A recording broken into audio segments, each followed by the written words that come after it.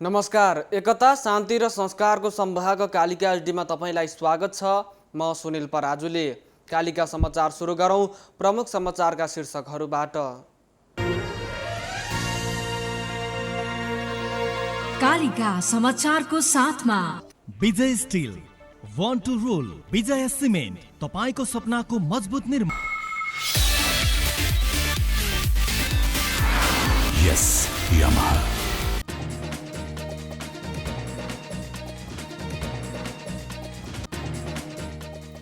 नेपालमा कोरोनाको कारण मृत्यु हुनेको संख्या 39 पुग्यो। आजसम्म कुल संक्रमितको संख्या 17,177 भएको पुष्टि। पर्साको अयोध्यापुरीमा पुरातात्विक तथा तथ्य पत्ता लगाउन उत्खनन गर्ने सरकारको तयारी। भगवान रामको जन्मस्थलबारे प्रधानमन्त्री ओलीको अभिव्यक्तिप्रति जनकपुरका साधु सन्तहरू आक्रोशित। विश्वमा कोरोना भाइरस संक्रमितको संख्या 78,76,000 भन्दा बढी। संक्रमणबाट 5,81,968 जनाको ज्यान गयो। र अखिल नेपाल फुटबल संघ एन्फाको नयाँ वेबसाइट सार्वजनिक।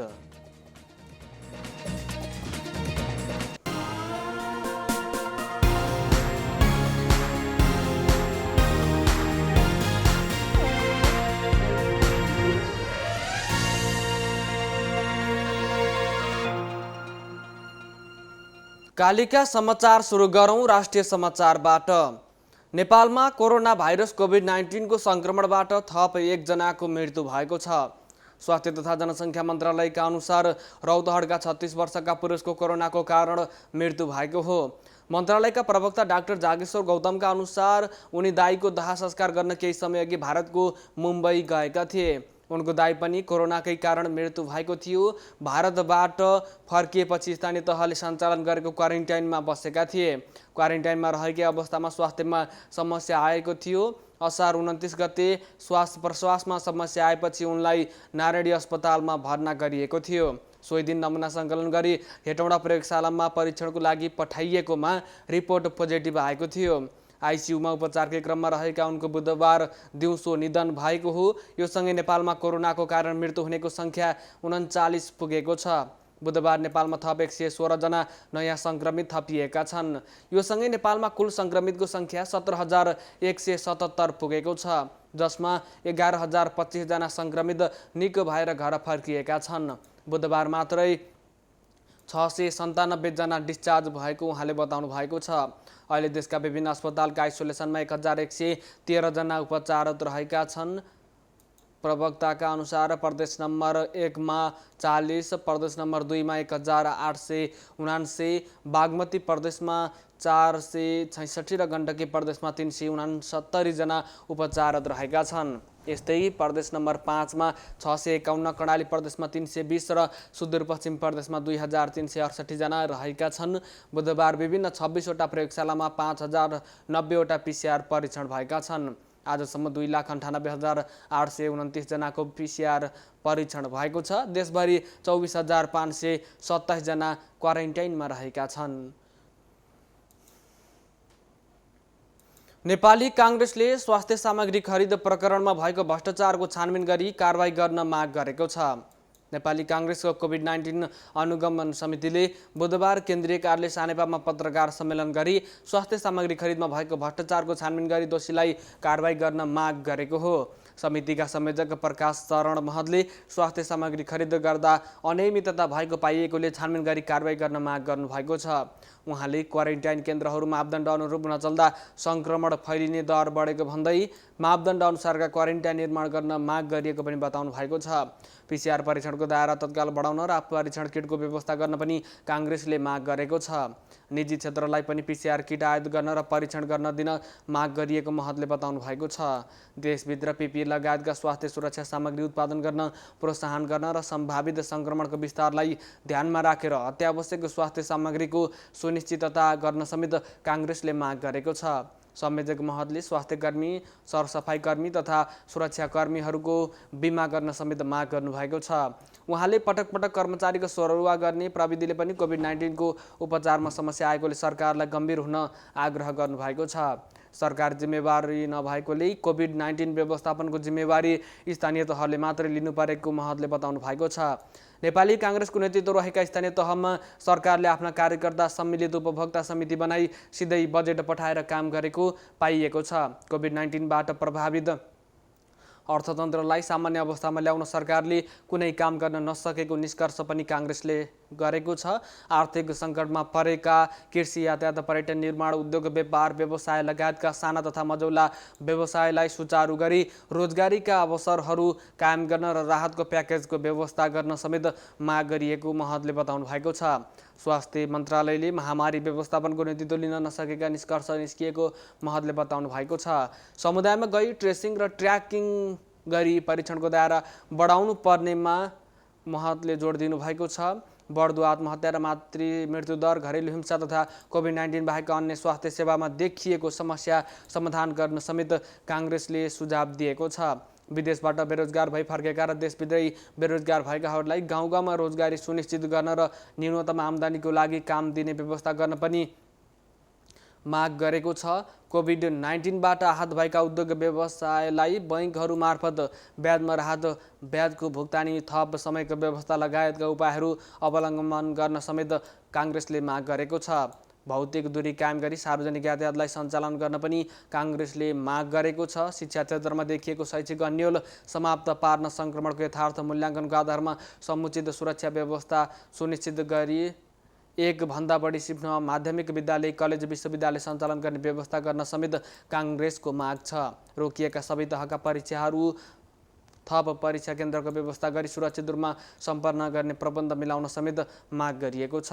कृषि बाली लगाउने समय भएकोले कृषकलाई आवश्यक बिउ बिजन, मल, खादको सुलभ र सहुलियतपूर्ण व्यवस्था तत्काल मिलाउन पनि काङ्ग्रेसले माग गरेको छ।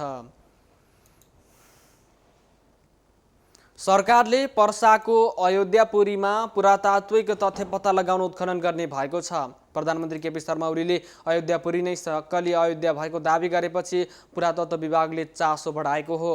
अब त्यहाँ अध्ययन र पुरातात्विक खोज सुरु गर्ने विभागको तयारी छ। विभागका अनुसार अयोध्यापुरीको उत्खनन अघि बढाउन थप बजेट चाहिन्छ। हाल विभागसँग भएको बजेटबाट काम अघि बढाउन नसक्ने भएकोले थप बजेटको व्यवस्था गरेर अयोध्यापुरीका क्षेत्रमा अध्ययन, अनुसन्धान र प्रमाणहरूको सङ्कलनको काम गर्न सकिने उसको राय रहेको छ। यसैबीच त्रेतायुगकालीन भगवान रामको जन्मस्थलबारे प्रधानमन्त्री केपी शर्मा ओलीले दिएको अभिव्यक्तिप्रति जनकपुरका साधु सन्तहरू आक्रोशित बनेका छन्।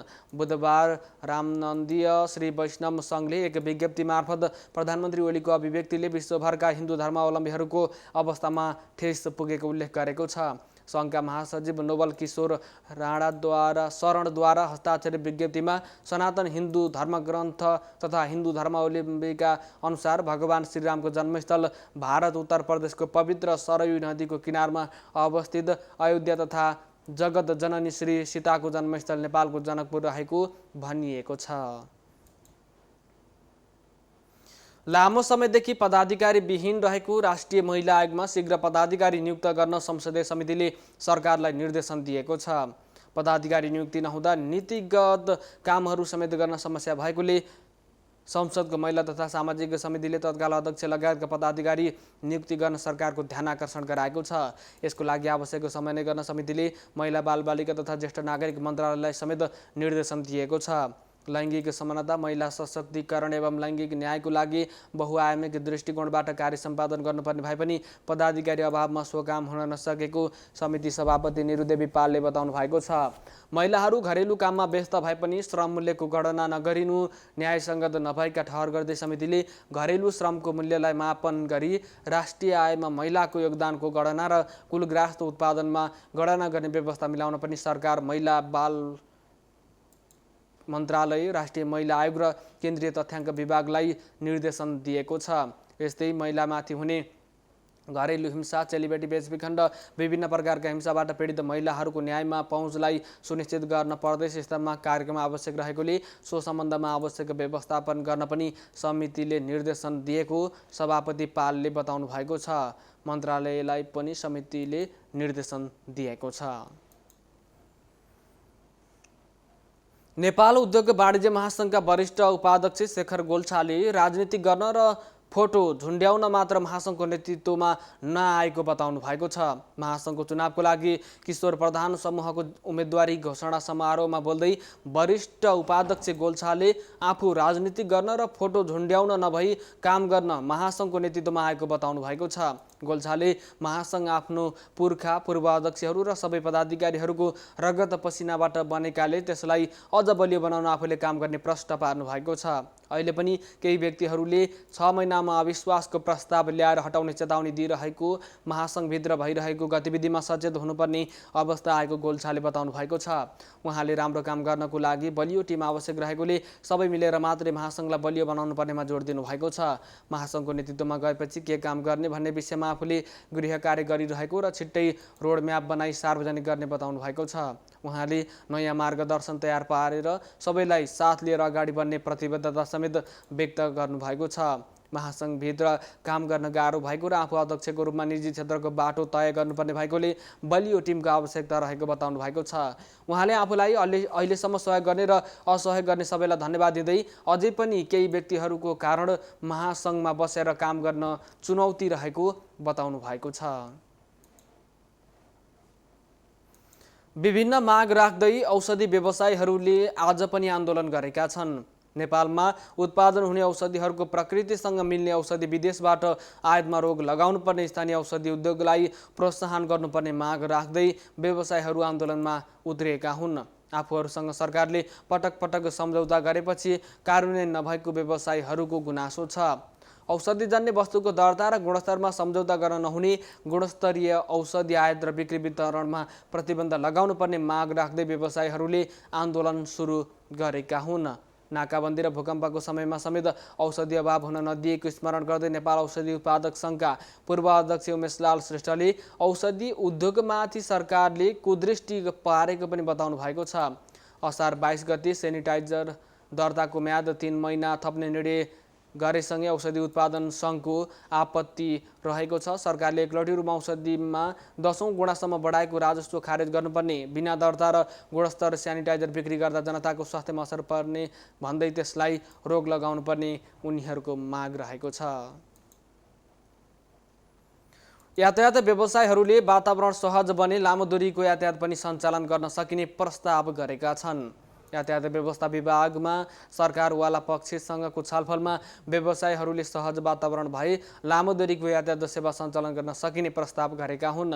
सरकारले आफूसँग परामर्श नगरी यातायात सेवा सञ्चालन गर्ने निर्णय गरेपछि रुष्ट बनेको व्यवसायीहरूले विभागमा भएको सर्वपक्षीय छलफलमा यस्तो प्रस्ताव गरेका हुन्। नेपाल राष्ट्रिय यातायात व्यवसायी महासङ्घका महासचिव सरोज सिटौलाले वातावरण सहज बने लामो दूरीको यातायात सञ्चालन गर्ने प्रस्ताव गरिएको बताउनु भएको छ। छलफलको क्रममा रहेको उहाँले बताउनुभयो। महानगरीय ट्राफिक प्रहरी महाशाखाका प्रमुख प्रहरी वरिष्ठ उपरीक्षक भीम ढकालले सवारी सञ्चालनको लागि जारी भएको प्रोटोकलका विषयमा छलफल भएको बताउनु भएको छ। कोरोनाको सङ्क्रमणबाट यात्रुहरूले जोगाएर आवागमनलाई सहज बनाउने सम्बन्धमा सर्वपक्षीय बैठकले निर्णय गरेको उहाँको भनाइ छ। स्वास्थ्य सुरक्षाका सबै पक्षलाई ध्यान दिँदै कुन निकायले के गर्ने भन्ने जिम्मेवारी समेत तोकिएको उहाँको भनाइ छ।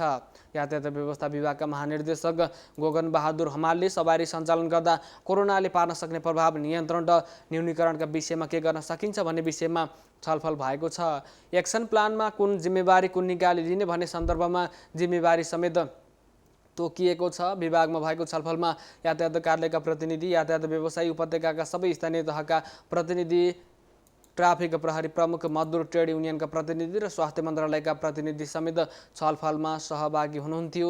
व्यवसायीहरूले विभिन्न माग राख्दै यथास्थितिमा सञ्चालन गर्न नसक्ने बताउँदै आएका छन्। सिभिल मलका व्यापारीहरूले लकडाउन अवधिको पुरै भाडा छुट गर्नुपर्ने माग गर्दै प्रदर्शन गरेका छन्। सिभिल मलका व्यापारीहरूले लकडाउन अवधिको भाडा छुट दिनुपर्ने माग गर्दै मल सञ्चालक विरुद्ध आन्दोलनमा उत्रिएका छन्। सिभिल मल व्यापार सङ्घका उपाध्यक्ष धनवीर श्रेष्ठले लकडाउन अवधिको पुरै भाडा छुट गर्नुपर्ने माग गर्दै 10 दिन यता प्रदर्शन गरिरहेको बताउनु भएको छ। आन्दोलनलाई जारी राख्ने उहाँले बताउनुभयो। व्यापारीहरूले लकडाउन अवधिभर पसल खोल्न नपाएको भन्दै सो अवधिको पुरै भाडा छुट दिनुपर्ने उहाँको भनाइ छ। उनीहरूले लकडाउन खोलेपछि पनि व्यापार नभएकोले भाडा तिर्न नसक्ने बताएका छन्। एकता, शान्ति र संस्कारको सम्भागको कालिका एचडीमा प्रसारित कालिका समाचारमा पालो भएको छ विज्ञापनको। तर त्यसभन्दा अगाडि प्रमुख समाचारका शीर्षकहरू। कालिका समाचारको साथमा Vijay still, one two role, विजय सिमेन्ट, तपाईको सपनाको मजबुत निर्माण। यस यामाहा।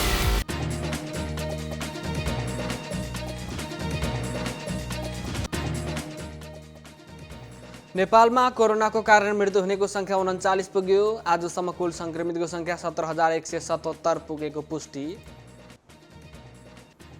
वर्षाको अयोध्यापुरीमा पुरातात्विक तथा पत्ता लगाउन उत्खनन गर्ने सरकारको तयारी। भगवान रामको जन्मस्थलबारे प्रधानमन्त्री ओलीको अभिव्यक्तिप्रति जनकपुरका साधु सन्तहरू आक्रोशित। विश्वमा कोरोना भाइरस संक्रमितको संख्या 78,76,000 भन्दा बढी। संक्रमणबाट 5,81,968 जनाको ज्यान गयो। र अखिल नेपाल फुटबल संघ इन्फाको नयाँ वेबसाइट सार्वजनिक।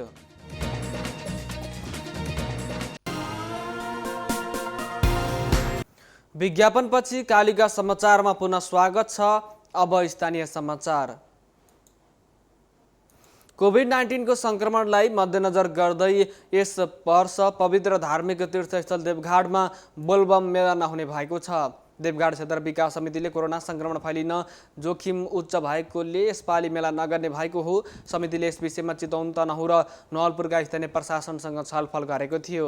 देवघाट क्षेत्र विकास समितिका अध्यक्ष शिवराज पौडेलले यो वर्ष बोलबम मेला नगर्ने बताउनु भएको छ। देवघाटमा करिब 15 वर्ष पहिलेदेखि बोलबम मेला हुँदै आएको छ। यो वर्ष साउन 5 गते पहिलो सोमबार परेको छ। साउने सोमबार दर्शनार्थीको भिड नै लाग्ने गर्दथ्यो। यही असार 7 गते परेको खण्डग्रास सूर्यग्रहणमा समेत देवघाटमा स्नानमा नआउन समितिले सार्वजनिक सूचना नै जारी गर्यो। देवघाटमा स्वदेश तथा विदेशबाट स्नानको लागि तीर्थयात्री आउँथे। कोरोना भाइरसको संक्रमण फैलिने जोखिमका कारण देवघाट प्रवेशमा समेत चैत्यता निगरानी बढाइएको छ। बढीमा 25 जना सामाजिक दूरी कायम गरी तथा स्वास्थ्य सुरक्षासहित दाह संस्कारमा सहभागी हुन पाइने गरी सार्वजनिक अपिल गर्दै आइएको छ। कालिका समाचारमा अब अर्थ समाचार।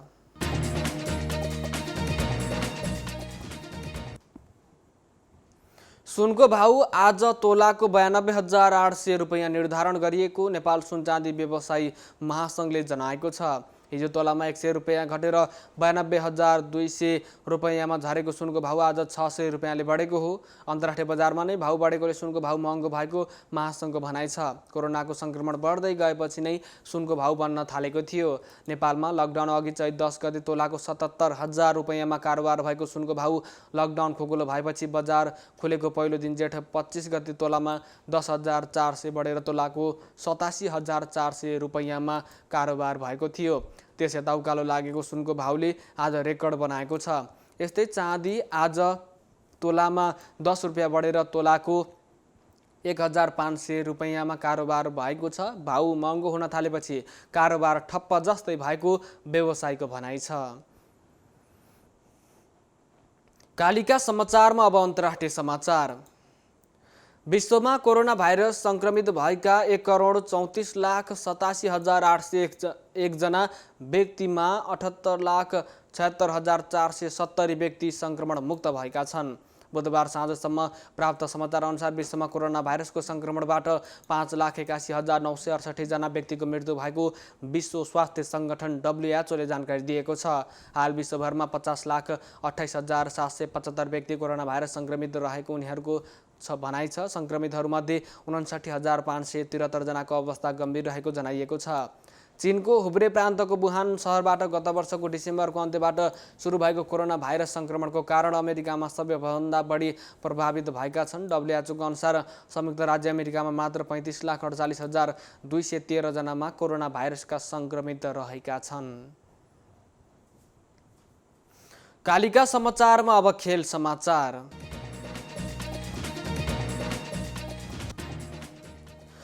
नेपाली फुटबलको सर्वोच्च निकाय अखिल नेपाल फुटबल संघ एन्फाले आफ्नो नयाँ वेबसाइट सार्वजनिक गरेको छ। एन्फाले बुधबार एक कार्यक्रमको आयोजना गर्दै वेबसाइट सार्वजनिक गरेको हो। एन्फाले सार्वजनिक गरेको नयाँ वेबसाइटमा फिफा अध्यक्ष र एएफपीका अध्यक्षले पनि बधाई तथा शुभकामना दिएका छन्। राष्ट्रिय योजना आयोगका अध्यक्ष महेन्द्र गुरुङले नयाँ वेबसाइट सार्वजनिक गर्नुभएको हो। नयाँ वेबसाइटमा विभिन्न किसिमका नयाँ फिचरहरू पनि थपिएको छ। फुटबलर्स मिसन टुगेदर एफएमटीले बुधबार राष्ट्रिय टोलीबाट खेलेका 28 पुरुष र 20 महिला खेलाडीलाई सम्मान पनि गरेको छ। सन् 1983 पछिका पुरुष खेलाडी र सन् 2010 सम्मका महिला खेलाडीलाई सम्मान गरेको हो। एकता, शान्ति र संस्कारको संवाहक कालिका एचडीमा प्रसारित कालिका समाचारको अन्त्यमा प्रमुख समाचारका शीर्षकहरू पुनः एकपटक।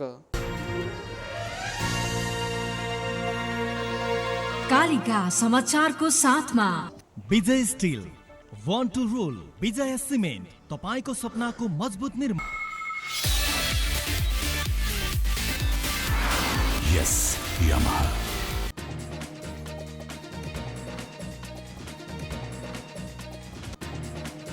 नेपालमा कोरोनाको कारण मृत्यु हुनेको संख्या 39 पुग्यो। आजसम्म कुल संक्रमितको संख्या 17,177 भएको पुष्टि।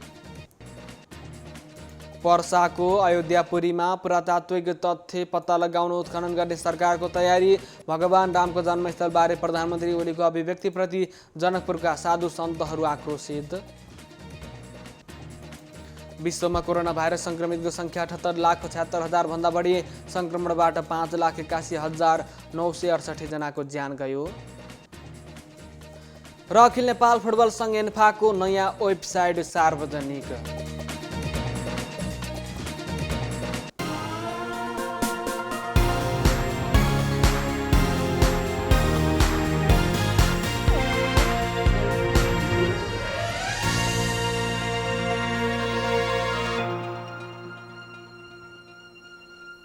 एकता, शान्ति र संस्कारको संवाहक कालिका एचडीमा प्रसारित कालिका समाचार अहिलेको लागि यति नै। हेर्दै गर्नुहोला कालिका एचडी। म सुनिल पराजुली बिदा हुन्छु। नमस्कार।